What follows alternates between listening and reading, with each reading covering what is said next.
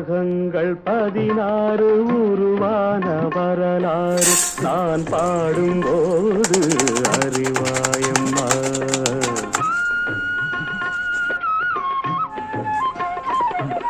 ராகங்கள் 16 உருவான வரலாறு நான் பாடும்போது அறிவாயம்மா. பல 100 ராகங்கள் இருந்தால் என்ன, 16 பாட சுகமானது. பல 100 ராகங்கள் இருந்தால் என்ன, 16 பாட சுகமானது.